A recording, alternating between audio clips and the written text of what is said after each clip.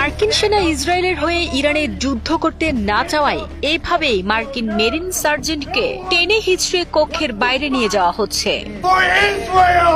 বুধবার armed services sub কমিটির এক গুরুত্বপূর্ণ শুনানি চলাকালে হঠাৎ করেই তিনি সেখানে বাধা দেন এবং ইরানের বিরুদ্ধে যুক্তরাষ্ট্র ইসরায়েল যৌথ সামরিক অভিযানের তীব্র প্রতিবাদ জানাতে শুরু করেন। প্রকাশিত ভিডিও ফুটেজে দেখা যায় ব্রায়ান ম্যাকগিনেস তার গর্বের মেরিন ইউনিফর্ম পরিহিত অবস্থায় শুনানি কক্ষে দাঁড়িয়ে অত্যন্ত ক্ষোভের সাথে চিৎকার করে বলছেন, কেউই ইসরায়েলের হয়ে যুদ্ধ করতে চায় না। তার এই সাহসিকতাপূর্ণ কিন্তু উচ্ছৃঙ্খল আচরণের পরপরই নিরাপত্তায় নিয়োজিত পুলিশ কর্মকর্তারা তাকে দ্রুত কক্ষ থেকে বের করে দেওয়ার জন্য ছুটে আসেন। তাকে যখন টেনে হিচড়ে বাইরে নিয়ে যাওয়া হচ্ছিল তখন এক পর্যায়ে একটি দরজার ফাঁকে তার হাত মারাত্মকভাবে আটকে যায়। প্রত্যক্ষদর্শীরা জানান সেই সময় তার হাতটি মোটকে ভেঙে যাওয়ার ভয়াবহ দৃশ্য দেখা যায় এবং এরপর পুলিশ পাহারায় তাকে করিডোর দিয়ে নিয়ে যাওয়া হয়।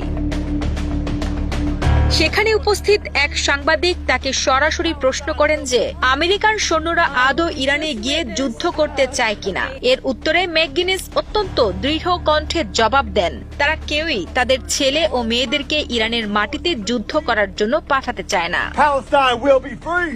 ঘটনাস্থলে উপস্থিত একজন প্রত্যক্ষদর্শী এই ভীতিকর পরিস্থিতির বর্ণনা দিতে গিয়ে বলেন, পুলিশ কর্মকর্তারা তাকে রীতিমতো জোর করে টেনে বের করছিলেন। দরজায় তার হাত আটকে যায় এবং তার হাত ভেঙে ফেলে।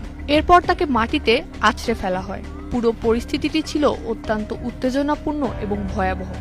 বিভিন্ন সংবাদ মাধ্যমের প্রতিবেদন অনুযায়ী সাবেক এই মেরিন সার্জেন্ট ম্যাকগিনেসের বিরুদ্ধে বর্তমানে বেশ কয়েকটি আইনি অভিযোগ আনা হয়েছে। এর মধ্যে রয়েছে পুলিশের কাজে বাধা দেওয়া এবং গ্রেফতার এড়ানোর চেষ্টা করা। পাশাপাশি একজন পুলিশ কর্মকর্তার উপর 3 বার হামলার গুরুতর অভিযোগ।